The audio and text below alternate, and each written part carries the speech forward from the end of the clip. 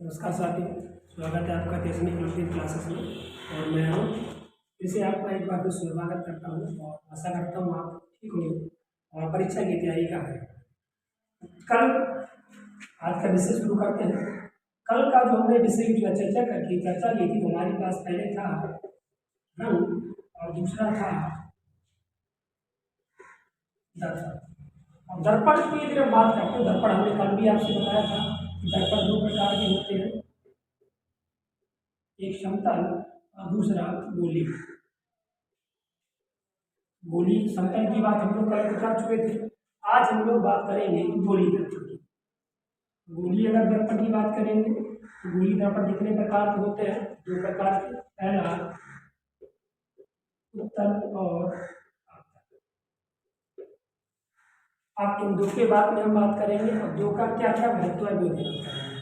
अगर हमने यहाँ पे लिखा मान लीजिए उत्तर दर्पण, उत्तर दर्पण से अगर हम बात करें तो उत्तर दर्पण के कुल मिला के मुख्यतः दो प्रकार के प्रश्न बनाए जा सकते हैं। पहला कि इससे किस प्रकार से प्रतिबिंब मिलता है, इमेज, और दूसरा कि इसका उपयोग। पहला किस प्रकार से इससे प्रतिबिंब बनेंगे, दूसरा किस प्रकार से इसका उपयोग, यानी कि इसका उपयोग किसके लिए किया जाता है।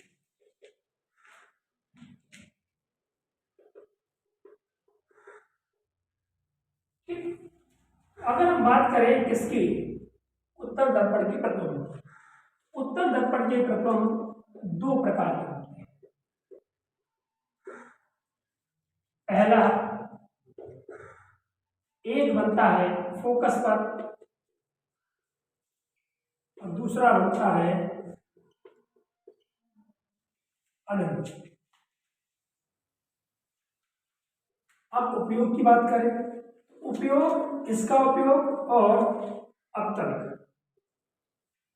इसका मुख्यतः उपयोग किया जाता है किसी बड़ी वस्तु को छोटा देखने के लिए।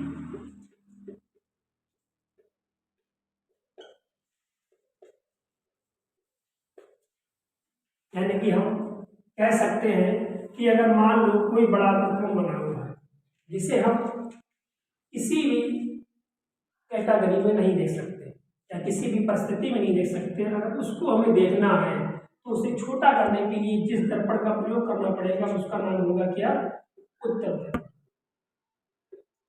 इसके जस्ट विपरीत अब दर्पण कौन सा आता है, अवतल दर्पण। अब बात दो ही है, पहला प्रतिबिंब, दूसरा उपयोग। इसकी भी दो ही शर्तें होंगी, पहला प्रतिबिंब, इमेज। इसकी अगर हम बात करें तो इसकी 6 प्रकार की इमेज बनती है। कौन कौन सी होती हैं अभी हम डिटेल में बताएंगे। पहले आप ये देख लें कि इसकी 6 प्रकार की इमेज बनती हैं और इसका उपयोग जो होता है, उपयोग होता है इसका किसी छोटी वस्तु को, किसी छोटी वस्तु को बड़ा देखने के लिए।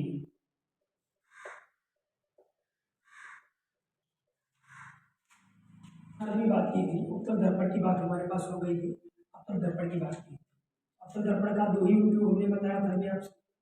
पहला बताया था उसके द्वारा बनने वाली प्रतिबिंब, दूसरा बताया था उसका उपयोग। अब हम बात करते हैं उसके द्वारा बनने वाली प्रतिबिंब या इमेज की बात करते हैं। तो ये ऐसा दर्पण होता है जिसकी 6 इमेज बनती है। कितनी बनती है? 6। 6 में कंडीशन सबसे महत्वपूर्ण बात है वो ये है कि 5 + 1, 5 जो इमेजें बनती हैं वो तुम्हारे पास रियल होती है, यानी वास्तविक होती हैं और उल्टी होती है। ये खास महत्वपूर्ण पॉइंट है। तो एक इमेज ऐसी बनती है इस पे जो तुम्हारे पास केवल आभासी होती है, जिसका आभास होता है और सीधी होती है। आभासी और सीधी, वो कौन कौन सी इमेज है, कब कब बनती है वो देखिए आप। देखो यहाँ पे आप इस प्रकार से चीज़ों का ध्यान रखें। ये वाला तुम्हारा पॉइंट हो गया पोल। पोल यानी कि जो भी तुम्हारे पास दर्पण बना हुआ है उनका जो मुख्य बिंदु सेंटर वाला है उसे हम कहेंगे पोल। उसके बाद एक तुम्हारे पास होगा फोकस। फोकस के बाद एक होगा केंद्र सी। हमने फोकस को एक नाम दे दिया, सी को कहते हैं वक्रता केंद्र, इसको नाम सी दे दिया। इसके जो पीछे वाला पार्ट तुम्हारे पास हो गया और ये वाला भाग तुम्हारा कहलाएगा अनंत। तो अगर हमें किसी भी वस्तु की इमेज प्राप्त करनी है तो उस वस्तु का होना भी अनिवार्य है। हमने क्या किया, ये 6 इमेज उसकी बनेगी। सबसे एक अगर मान लो, और हमेशा एक रिलेशन याद रखना, मैं तरीका बताऊंगा उसके ऊपर फोकस करता हूँ। देखो एक कंडीशन ये होगी जब तुम्हारे पास वस्तु कहाँ पे रखी होगी, एक अनंत। नंबर 2 कंडीशन क्या होगी, जब तुम्हारे पास वस्तु अनंत और सी के मध्य रखी होगी। तीसरी कंडीशन होगी जब तुम्हारे पास वस्तु सी पे रखी होगी। और चौथी कंडीशन होगी जब तुम्हारे पास वस्तु सी और एफ के मध्य होगी। पांचवी कंडीशन होगी जब आपके पास वस्तु फोकस पे रखी होगी। और छठी कंडीशन होगी जब तुम्हारे पास फोकस और पोल के मध्य होगी। पोल या दर्पण के लिए कह सकते हैं। अब देखिए ऐसे अगर आप इसको याद करेंगे तो आप कंफ्यूज रहेंगे। आप क्या करें, इधर से नंबर 1 इसको दे देंगे और आपके पास केवल 6 मात्र पॉइंट है। पहला पॉइंट, दूसरा, तीसरा, 4, 5 और 6। अब आप इस वाले को आप यहाँ पे भी छोड़ दें, इसको आप अभी छोड़ दें, क्योंकि यहाँ से लेके 5 तक जब आप जाएंगे तो आपके पास जितनी भी इमेज बनेगी वो सारी कैसी होंगी, वास्तविक होंगी और इनवर्स उल्टी होंगी। यानी कि अगर यहाँ की बात करें इस प्रकार से, इसको अगर पोल मान लें और हमने अगर यहाँ पे कोई वस्तु रखी है तो ये टकराने के बाद जब क्रॉस होगी तो इसकी इमेज जो बनेगी वो यहाँ बनेगी। यहाँ मतलब कि दर्पण के नीचे तरफ बनेगी, और जब दर्पण के नीचे बनेगी तो ये वस्तु के उल्टी बनेगी, और उल्टी बनेगी तो वास्तविक होगी।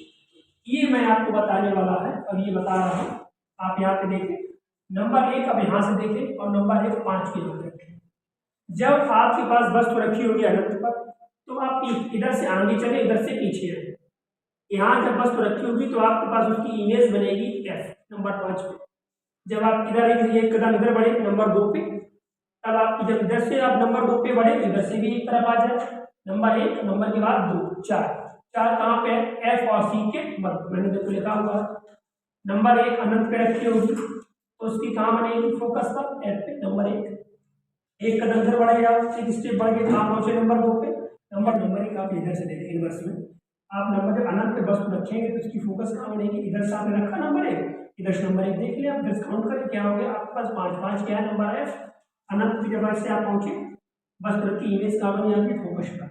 एक कदम आपने यहाँ बढ़ाया, एक स्टेप पीछे देंगे नंबर 2 पे, और इधर से एक स्टेप इधर आ जाए, नंबर 4 पे आ जाएंगे। तो आप फोकस को कहाँ पे रखेंगे, आप अनंत और कर्वेचर सी के मध्य रखेंगे। तो आपको इमेज कहाँ पे मिलेगी, फोकस और कर्वेचर के मध्य। आप एक कदम आपने और कदम बढ़ाया, यहाँ पे कहाँ पहुंचे, नंबर 3 पे। नंबर 3 पे क्या है, सी, और यहाँ से भी एक कदम बढ़ाएंगे तो आपको क्या मिलेगी, सी। यानी कि ये एक ऐसी स्थिति होती है जब वस्तु सेंटर पर रखी जाएगी, उसका प्रतिबिंब सेंटर पे बनेगा। रिलेशन क्या होगा, वस्तु सीधी रखी जाएगी और उसका प्रतिबिंब या इमेज कैसी बनेगी, उल्टी।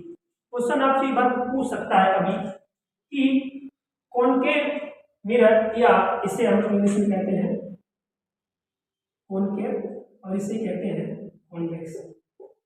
अवतल दर्पण या कॉनकेव मिरर पर ऐसी कौन सी स्थिति होती है जब वस्तु एवं वस्तु का प्रतिबिंब दोनों एक ही पॉइंट में होता है? तो केवल एक ही स्थिति ऐसी होती है, कौन सी, सी, जब वस्तु कर्वेचर, सेंटर ऑफ कर्वेचर पे रखी होती है और उसका प्रतिबिंब भी सेंटर ऑफ कर्वेचर पर ही बनता है। इसके बाद आप फिर देखें नंबर 4 पे जैसे आप पहुंचेंगे, एक कदम आगे और एक कदम आगे, वस्तु आप कहाँ पहुंच गई, सी और एफ के मध्य, सी और एफ के मध्य। और आपकी इमेज कहाँ पे आ गई, सी और, यानी कि सी के बाद या फिर सी और अनंत के मध्य। नंबर 5 पे पहुंचे आप, वस्तु पहुंच गई आपके पास फोकस पर, और जस्ट उल्टा याद करें, जब आपके पास अनंत पे रखी हुई थी आपकी इमेज कहाँ बनी थी, आपके पास फोकस पर। इसी प्रकार से जब वस्तु फोकस पे रखी होगी तो उसकी इमेज कहाँ बनेगी, अनंत पर। ये हमारा हो गया 5 नंबर। अब बात करते हैं ये लास्ट पॉइंट। इस लास्ट पॉइंट भी हमने क्यों छोड़ दिया, क्योंकि ये ऐसा पॉइंट है जिसपे वस्तु की इमेज इन 5 स्थिति की बदल जाएगी। ये अभी तक चल रहे थे, सारी वस्तुएं कैसी बनी थी, हमने आपसे बोला था वास्तविक और उल्टी, और छठे पे कैसी बनेगी, आभासी और सीधी। जब हमारे पास वस्तु रखी जाएगी नंबर सी पे तो बस्ट की इमेज इस तरफ ना बन के इस तरफ चली जाएगी।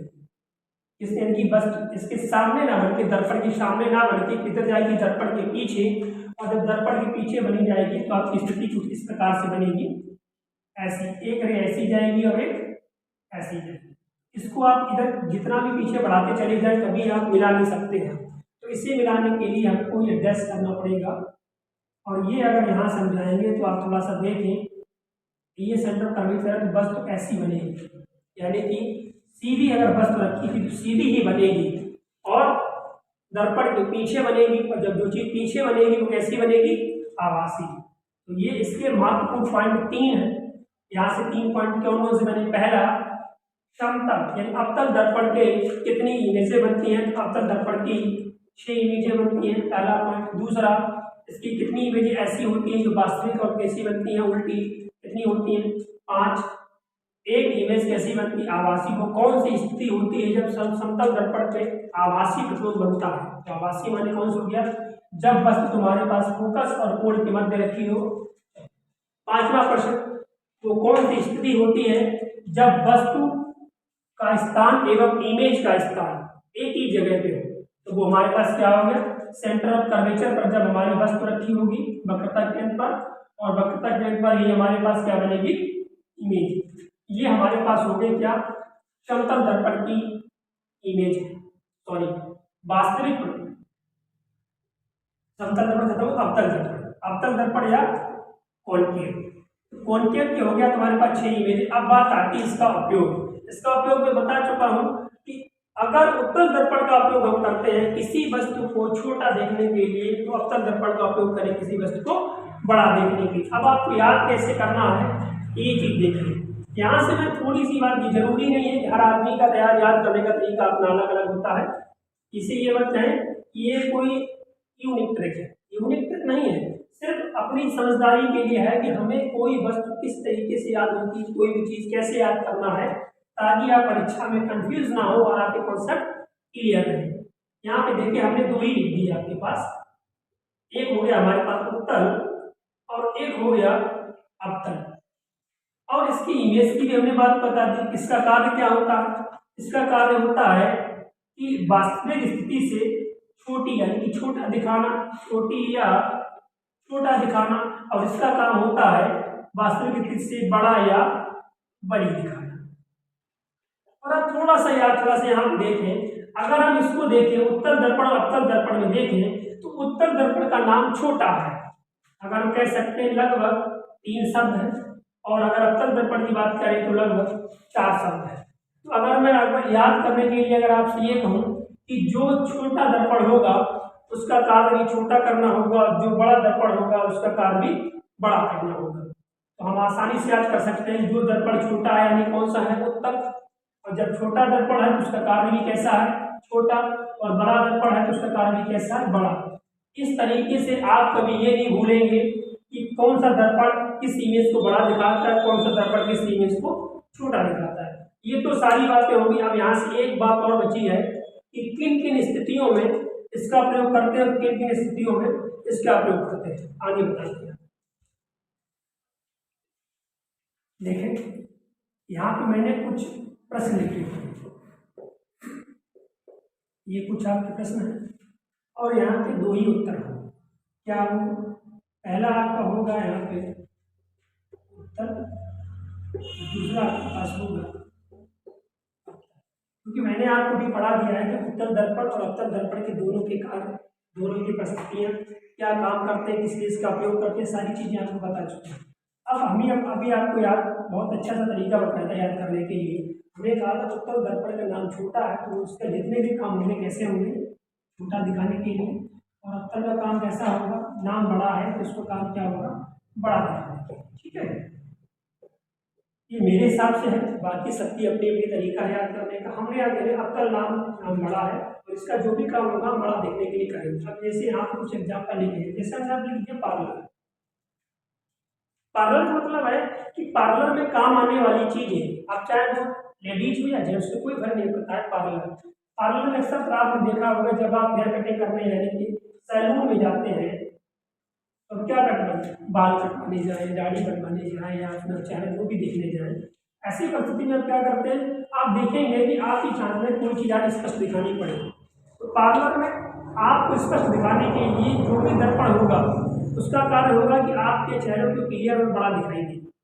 तो जब आपके चेहरे को कैसा दिखाई दे, बड़ा। तो जब बात बड़े की आती है तो बड़ा कौन सा काम करता है, जो बड़ा होगा वही कार्य कैसा करेगा, बड़ा। इसका एक वहाँ स्पष्ट आंसर हुआ, इसका कौन सा दर्पण, इसका आंसर क्या होगा, पार्लर में चाहे वो सैलून बने हो, चाहे हेयर कटिंग हो, चाहे हम गाड़ी बनाने के काम आए, चाहे अपना फेस देखने के काम में आए, फेस देखने प्लेन घर की बात नहीं कर रहा हूँ, सैलून की बात कर रहा हूँ। इसी प्रकार से अगला क्वेश्चन है कि नाक कान का डॉक्टर, नाक और कान का डॉक्टर जो होता है, आँख का डॉक्टर जो होता है, वो मरीज को देखते समय किस प्रकार के दर्पण का उपयोग करेगा। अब देखें, हमारा कान का दिखना हो, हमारे नाक का दिखना हो या आँख का दिखना हो, इसे अगर डॉक्टर स्पष्ट देखना चाहेगा, डॉक्टर ये चाहेगा कि उसे जो भी आपकी आँख या नाक या कान है उसे स्पष्ट और बड़ा दिखाई दे, ताकि वो सारी चीजों को स्पष्ट तौर से देख सके। इसे भी कैसा देखना है, बड़ा। जब इसे भी बड़ा देखना है तो बड़ा देखने के लिए किसका उपयोग करेगा, अवतल का। यहाँ भी इसका उत्तर क्या होना चाहिए, अवतल। नंबर 3 पे पहुंचते हैं, घड़ी को ठीक करने वाला। अब अगर घड़ी को ठीक करने वाला होगा तो घड़ी को ठीक करने के लिए घड़ी की सुई बहुत छोटी सी होती, माना कि इतनी बड़ी आपकी ये घड़ी की सुई है, पूरा घड़ी हो गया, और ये आपके पास आपकी सुई जा रही है, तो क्या आप बिना दर्पण का प्रयोग करे घड़ी को स्पष्ट तौर से देख सकते हैं कि उसकी सुई का कनेक्शन कहाँ पे रखना है या किस प्रकार से उसको सेटिंग करनी है? नहीं। इसे देखने के डॉक्टर भी चाहेगा कि हमें इतनी बड़ी घड़ी की सुई इतनी बड़ी दिखाई दे और इतना छोटा सा पॉइंट हमें इतना बड़ा पॉइंट दे, ताकि हम इस वाले सेट को यहाँ पे एडजस्ट कर सकें। तो जब इसको भी अगर बड़ा दिखने के लिए काम करना पड़ेगा तो इसको भी किसका उपयोग करने का, सेम क्वेश्चन का आंसर सेम, बड़ा देखने के लिए किसका, अवतल दर्पण का उपयोग। अब क्वेश्चन आता है थोड़ा सा चेंज, वाहन चलाते समय। अक्सर तो आपने देखा होगा कि वाहन चलाते समय हम लोग साइड मिरर लगाते चलते हैं। साइड मिरर लगाते इसलिए लगाते हैं ताकि पीछे आने वाली सारी वस्तुएं हमें फ्रंट पे दिखाई दे, उससे ये पता लग सके कि हमारे पीछे कौन है, ताकि हम स्पष्ट रूप से यातायात के रूल या नियम का पालन करते हुए दुर्घटना से अपने आप को बचा सके। ऐसी स्थिति में क्या करें, अब यहाँ से थोड़ी सी देखें, अगर हम पीछे वाली वस्तुओं को आगे देखना चाहेंगे, मान लो बाइक से जा रहे हैं और आप एक छोटी सी कार जो आपकी साइड में आ रही है, तो क्या इस साइड से मिरर में क्या इतनी बड़ी कार आ सकती है? नहीं। तो अगर इतनी बड़ी कार नहीं आ सकती है और इतनी बड़ी कार अगर हमें साइड मिरर में लाने, तो इसका मतलब क्या है, हमें कार की इमेज को बड़ा करके छोटा लाना होगा, और अगर हमें बड़ी कार का इमेज को छोटा लाना पड़ेगा तो छोटी इमेज लाने के लिए हमें किसका प्रयोग करना पड़ेगा, उत्तर। छोटा नाम छोटा काम, इसका उत्तर होगा उत्तर दर्पण। अब लास्ट बचा, यहाँ पे भी थोड़ा सा देखना, दिमाग लगाना है। फोकस टार्च, एक होती है फोकस टार्च, एक होती सर्च लाइट। दोनों में डिफरेंस क्या है? फोकस टार्च का मतलब होता है कि जब आप टॉर्च को ऑन करें तो उसका फोकस लंबी दूरी तक चला जाए, उससे क्या बोलेंगे, फोकस टार्च। और सर्च लाइट का मतलब होता है जब आप उसे ऑन करें तो उसकी लाइट फैलते हुए जाए, यानी कि ज्यादा जगह घेरते हुए जो लाइट जाती है उसे कहते हैं सर्च लाइट, और जो फोकस तौर पर लाइन से बन के जाती है उसे कहते हैं फोकस टार्च। तो फोकस टार्च का उपयोग करना है तो मान लो हमारे पास ये है, ये हमारे पास टार्च का फ्रेम है, और अगर हमें जहाँ से इमेज जानी है, तो अगर इमेज फैलती हुई नहीं जाएगी या इस प्रकार से जाएगी, या तो बराबर जाएगा थोड़ा सा कम जाएगा, तभी ये लंबी दूरी तय कर पाएगी। और अगर लंबी दूरी तय करने जिसके लिए हमें इसके जो शेप है उसके आकार को कम करना पड़ेगा, और कम करना पड़ेगा तो कम करने या छोटा करने काम किसका होता है, उत्तल दर्पण का। तो यहाँ का आंसर होगा आपका उत्तल दर्पण। अब सर्च लाइट में जस्ट इसके विपरीत, सर्च लाइट में भी क्या करना पड़ेगा, अगर ये है और अगर हमें ज्यादा एरिया को कवर करना है तो फोकस पे किस प्रकार से लाइट जाएगी, जो टार्च से निकलने वाला प्रकाश होगा वो इस प्रकार से होगा, और ये अगर प्रकाश सर्च लाइट का ये शेप है और प्रकाश यहाँ पे जाना है, तो हम क्या कर रहे हैं, प्रकाश को बड़ा करके दिखा रहे हैं। बड़ा करने के लिए हमारे पास कौन सा दर्पण है, अवतल दर्पण। तो साथियों देखें आप, ये दर्पण आपने आपको कल से लेके आज तक पढ़ा दिया है। तो कल से लेके आज तक अगर हमने अगर दर्पण पढ़ाया है तो आपको जितनी भी चीजें हमने बताई हैं वो सारी चीजें आपको समझने वाली है, कोई भी चीज आपको रटने वाली नहीं है। और अगर आपको रटना भी है तो आप सिर्फ दो चीजों को रट के चलिए। पहला, छोटे का काम छोटा और बड़े का काम बड़ा। इसके अलावा जितने भी सारे प्रश्न बन रहे हैं तो आप यहाँ पे समझदारी ये दिखानी है कि कौन सा कार्य किस वजह से किया जाएगा। अगर आप यहाँ पे कारण का पता कर लिया तो आप उसके प्रश्न का उत्तर भी देख लेंगे। ये सारे प्रश्न ऐसे हैं, आपके दो प्रश्न, आप यहाँ पे दो प्रश्न याद करेंगे तो इससे सारे प्रश्न आपके हो जाएंगे। आपको केवल समझदारी से दिखाना है और आपको अपने तरीके, अपना विवेक का प्रयोग करना है। आप याद रखें, सफलता हमारी तभी अग्रिम श्रेणी पे आएगी जब हम समझदारी का प्रयोग करेंगे, ना कि तर्क विद्या का। क्योंकि समझी हुई चीजें लंबे समय तक हमारे दिमाग में रहती हैं और याद करी हुई चीजें जल्दी कोई हम भुला देंगे। अगर नहीं भुला देंगे, बार बार रिवीजन करेंगे और परीक्षा में इतना समय आपको नहीं मिलेगा कि आप एक मोटे से रजिस्टर को आप डेली रिवाइज कर पाए। इसलिए पढ़ने का तरीका आप थोड़ा सा चेंज करें, ऐसे पढ़ें कम समय में ज़्यादा कर सकते। आज के लिए यहीं तक, कल हम मिलेंगे और जो भी लोग हमसे संपर्क करना चाहते हैं वो हमारे इस नंबर पर 8874053234 एवं 6393720776 पर कॉल या मैसेज करके संपर्क कर सकते हैं और हम आपको वो सारी क्लासों का अवगत कराएंगे जिसमें हम वनडे एग्जाम की तैयारी करते हैं। चाहे किसी भी सब्जेक्ट के हो, हम आपसे मिलेंगे। तब तक के लिए विदा चाहें।